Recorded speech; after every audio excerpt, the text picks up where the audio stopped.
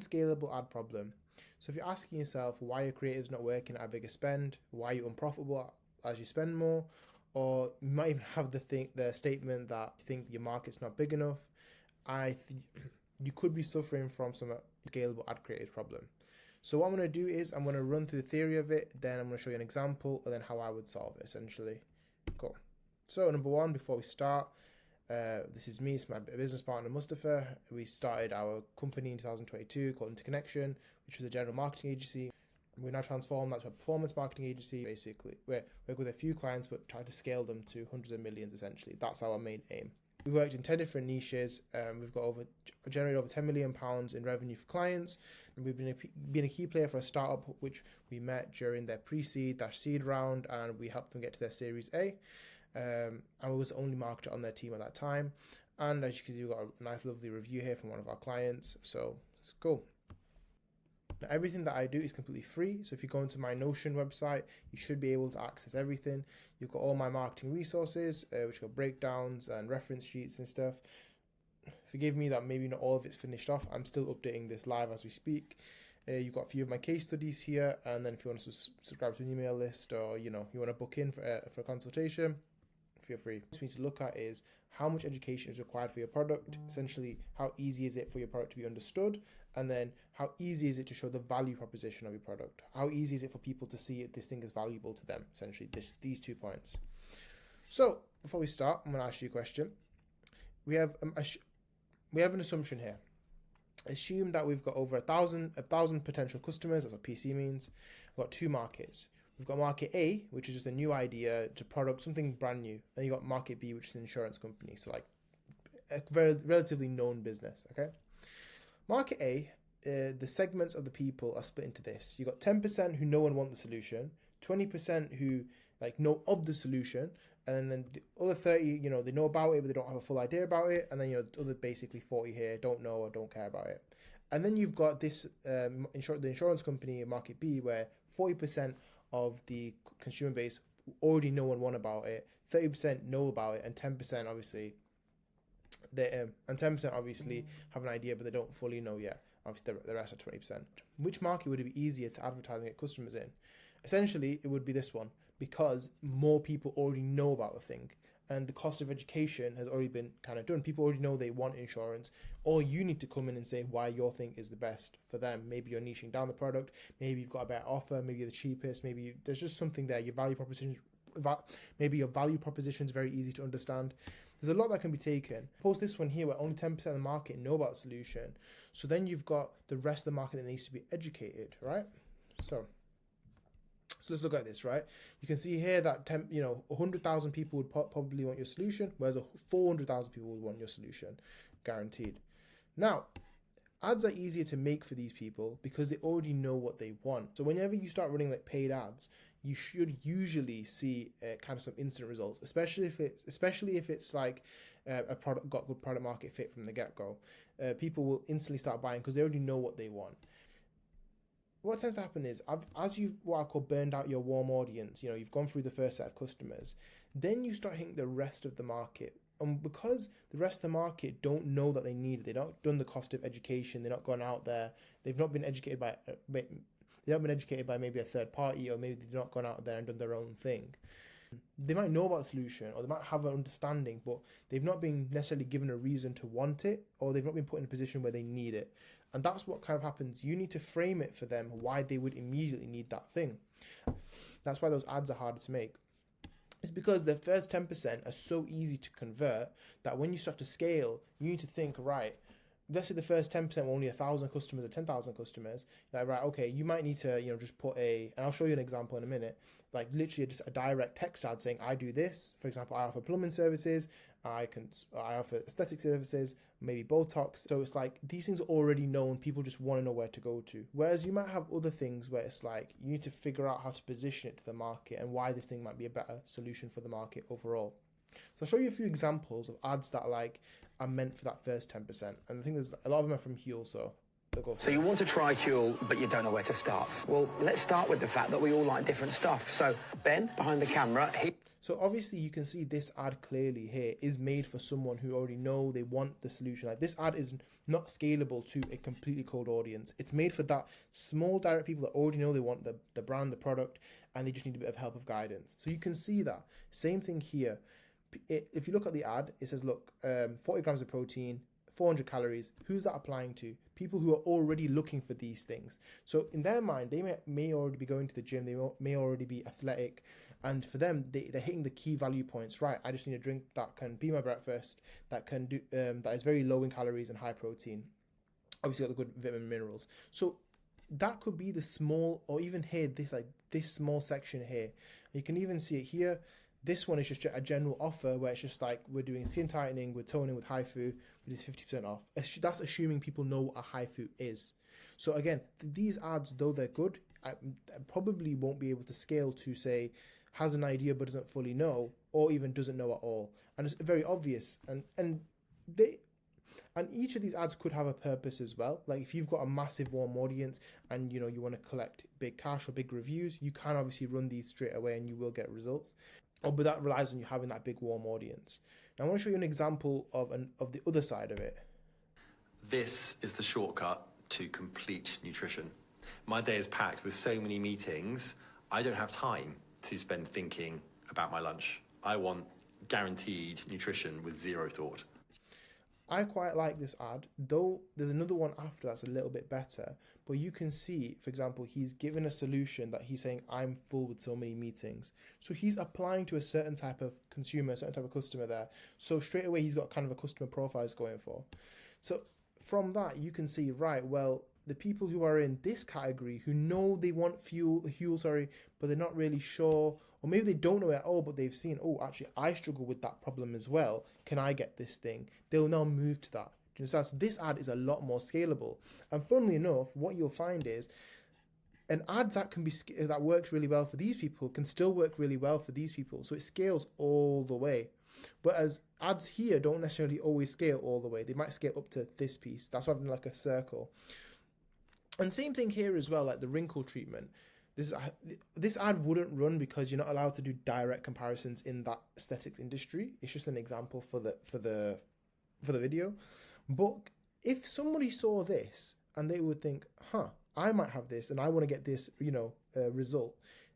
They might not know what the solution is. They don't need to know if it's a HIFU, it's Botox, whatever. They might still inquire because they've already seen the result. But the original version. So you want to try Huel, but you don't. Put this where it's like this. They might not know what a HIFU is, and obviously these images don't really show much, so it's kind of hard to, scale that. It's kind of hard to get that to be relatable to a lot of people.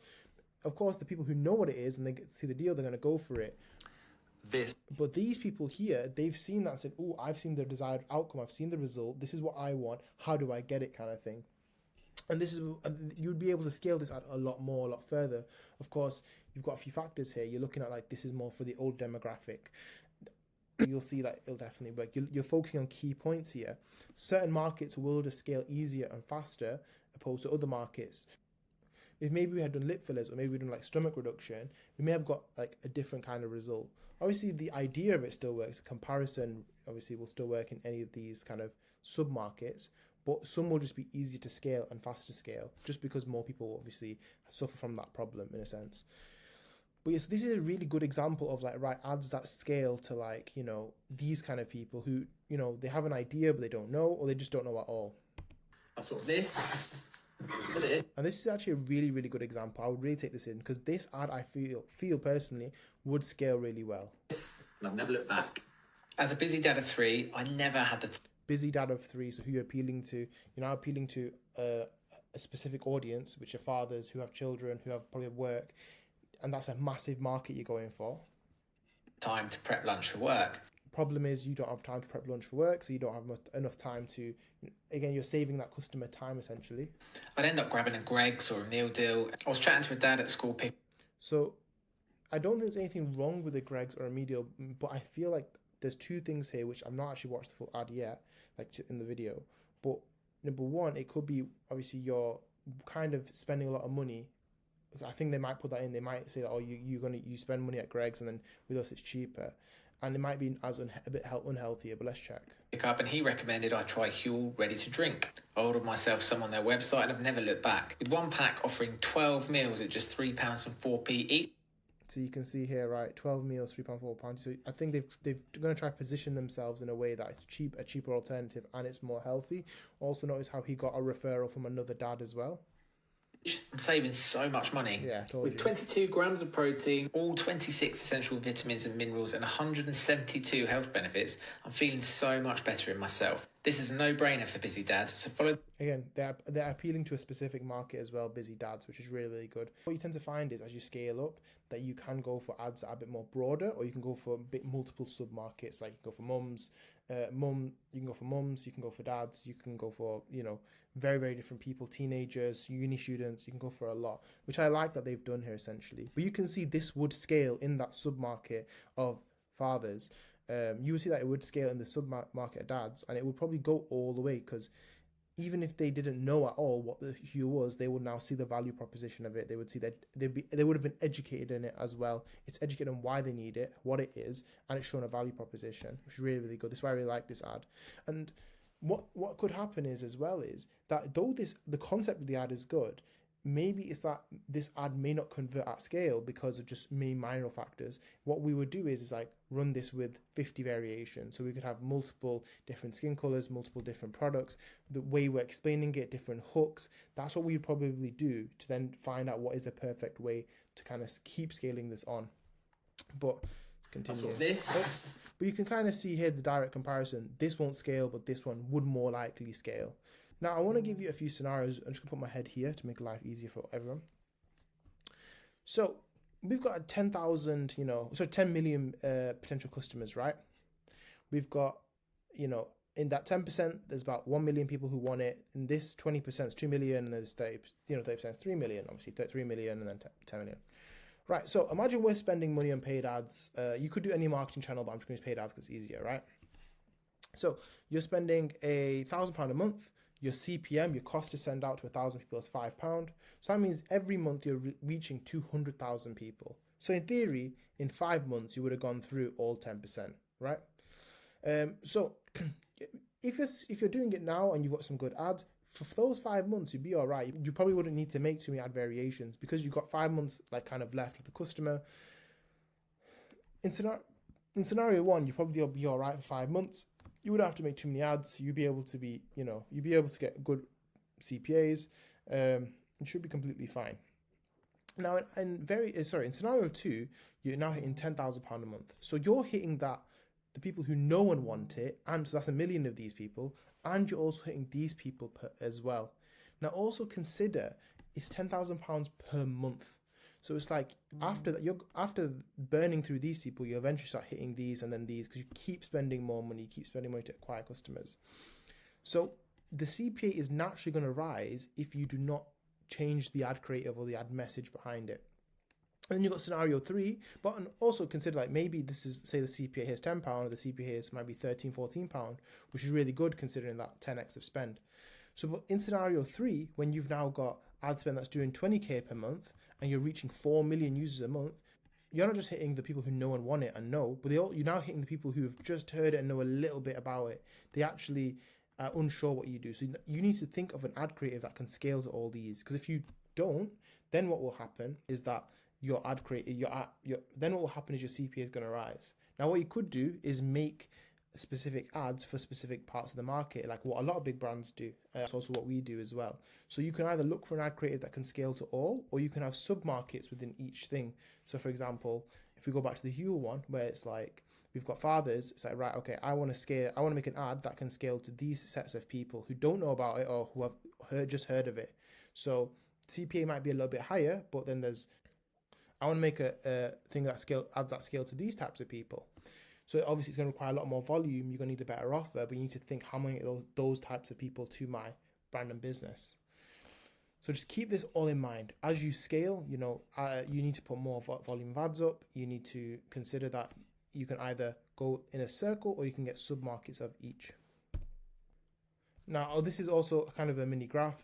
For example, if you're hitting 200 people a month, you can see here that the volume of creators is quite low. But if you keep increasing your spend. So if you keep hitting that spend, wrong one. If you keep hitting more people a month via spend, you need to then increase your volume of ad creatives. Because if you don't, then you can see the CPA will start to kind of just skyrocket. Obviously, this is the more people you hit per day or per month. So the unscalable ad problem essentially happens because you need to find an ad that can scale to a large amount of people, which makes them understand why they should buy a product. And I call this the cost of educating the customer. And with new businesses, when they come to the market completely brand new, you will have a high cost of educating. That's the key point here.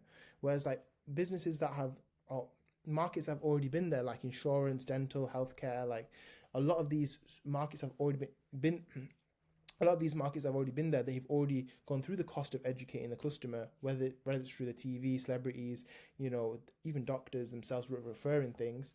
The cost of education has already been done. So you're just now grabbing the customer because they already know what they want. Or you need to show why you're better. You need to show why you're a better solution just for the market. But if you're a brand new business where you're creating a unique product or it's something a bit extraordinary, you need to factor this cost in. What is the cost to educate that person? And obviously, we'll go through the piece, like the solution in a minute. Now, this way. And essentially, as a business owner, you need to figure out what's the cheapest way to educate your customer. Now, I call this the educating phenomenon, which I want to talk to you about as well. If you advertise in month 1, what happens is, like, you're hitting that first 10% of people. Now, if you've got a good ad creative, even a one that is just general, explaining what you do, what will happen is, naturally, that the platform does this. It will hit people who won't convert instantly, but they may convert a little bit later on. So they'll hit people in the other categories, like here, here, and here. Most likely here.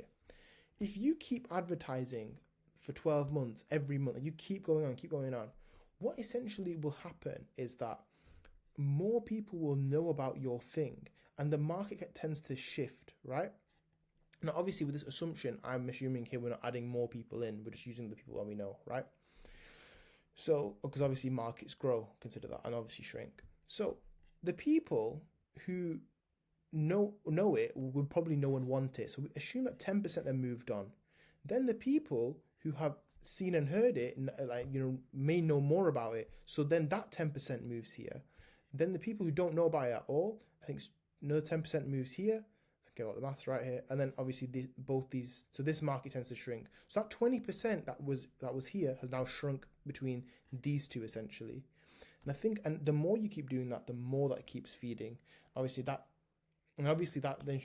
you get into about LTV of a customer and that's when you get into like the lifetime value of a customer and justifying those numbers and stuff. But keep that in mind. The longer you advertise, the more educated people become and the more likely they are to come to your product. Point 2 is the value proposition. Educating someone on something is obviously one part of the story. The second thing is to make sure there's a good value proposition. Why should that thing be valuable to them? Now, I've taken this straight from the $100 million Offers book from Alex Hormozi. If you want to know more about it, I'd just advise you to go and read the book, or he's got a few videos on it, but just a quick summary. You basically got the dream outcome of what they want, what's the likelihood that your product will solve it, divided how long it will take, and how much effort is from the client. So for the Huel example, let's say someone wants to get fit and healthy and they think Huel's going to help them reduce their time and obviously get skinny, right? What's the likelihood of it? Well, if they've got a friend that's done it and they've got thousands of reviews, live reviews, and they've got a very active and they keep seeing the ads, the likelihood is that they probably will be, they probably will believe it. Obviously, they see more people like themselves as well. The time to solve it. Well, how long does it take that how long does it take for that drink to get to them, and how many drinks they need to take to see the effects? And then the effort is what is the effort from the client? Well, the good thing about Huel is that it's kind of like a meal replacement, so it's kind of no effort. You've just got to order and then wait, and that's it. So obviously, this is really low. This is kind of medium, I'd say low. It depends where you kind of look at it. If you're looking at it from a meal prep standpoint, then this is quite low as well. The likelihood of solving problems is quite high, and then this is quite high as well. Very, very easy. Now, there are some markets where it's just a lot harder and you need to figure out how to display that. And you can sometimes at times reverse it as well. But just keep that in mind. When you're giving a solution to the marketplace, how are you showing the value in the ad as well itself? Like in this one here, you could see the value straight away. Talk about the problem that he was going through. He talked about the problem that he was going through. Now, keep in mind, the more people that you reach, the more volume of ads that you need to make. That's the simple fact of life. And so, as you scale more, as you hit more people, you need to keep refreshing your ads. If you're only hitting 10,000 people a month, 100,000 people a month, and there's a market of 63 million in the UK, then you may not need to replace it as fast as someone who's spending, for example, who's reaching, for example, a million people a month or 500,000 people a month.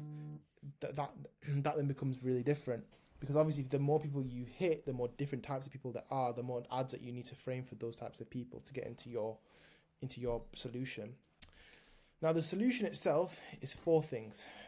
You can The education problem you can solve by content. So a lot of, that's why I've started this myself. So producing free solutions online, essentially, so that kind of does free value. You can do events where you're giving value at the event, and also you're then displaying what your thing is, and then your referral as well. If your product's really good, people will explain for you, which then gets them on. So that's how you can educate your customer. Now you then increase the number of creatives from different angles. So number one, you need to spend more on creative. If you spend more, you need more creatives, essentially. And if you need to also increase the number of, when you're doing it, increase the number of creatives that you're doing from different angles, different point of views, different ways of displaying it, different editing styles, different hooks. You need to increase that as well. If you 10x your spend, you need to 100x your output of creatives. And as someone who's done 100 creatives a week, that's at times the standard. But keep in mind, you don't ever want to sacrifice quality. You then also need to make your offer scalable to a colder audience. 10% off for a 10% off may work for a certain demographic, but if you want to get a lot of people in, giving them more reward will bring more people in. So keep that in mind. So, for example, a free audit for someone in my business model might do really well for someone, whereas for someone who's new, but for someone who's a bit more experienced and they don't really think an audit's valuable, they might say they just want a specific type of solution, like a content strategy solution. I would offer that. So it depends. Like, you need to figure out what offer would be great for certain audiences, your warm audiences and then your super cold audiences. And the final thing you can do, which is really easy, is arbitraging other people's audiences. So what I like to do is I call it the influencer marketing strategy. You can, if you, for example, are a certain type of business, so let's say Huel will be an easy one because we're talking about that. Instead of trying to hit a new market through ads, which can be quite expensive to educate on, what you can do is work with an influencer who's in your target demographic. So the father one, they probably look for father influencers or mum and dad influencers in a sense, and see what they're doing and get them to promote it to their audience. Because what happens is two things. Number one, their audience trusts them, so they might go to the website. And then number two is they actually send their warm data, so their warm audience, to their Instagram page and TikTok. So then what happens is the core user base of Huel will then expand, which is a bit more technical for some people, but if you're into ads, you'll know what I mean. Where you can then arbitrage lookalikes audiences from there. And that's what you want to keep doing. Now, if they obviously, that's what you want to keep doing. So there's two value propositions there. So what I tend to see is you can either make a really good offer that can scale to a cold audience, or you can move 1% to the left or 1% to the right and keep using the person next to you. And eventually you will eventually get the same outcome. It's just which is cheaper for your business model, essentially. But the influencer marketing strategy works when they've got an audience that works really well for you, and you can see where you're moving in your direction. And obviously, if they've got a very warm audience that's engaged, that's a key word, engaged. So those are the four main solutions. If you've got any questions, drop a comment below, and just remember that on my Notion page, that will be a lot of free value on there. But if you want to know something specifically more, drop a comment, and what I'll do is I'll either reply to it, make a video on it, or probably put it on Notion as well. But hopefully this is a good video that you got some value from, that you understood. Keep in mind, if you want any consulting on your business, you want to know how to scale to the next level. Let's say you're spending 10k a month, you want to go to 50k a month, you want to know how to build certain systems, feel free to book in a consulting call on the Notion page. All right, thank you.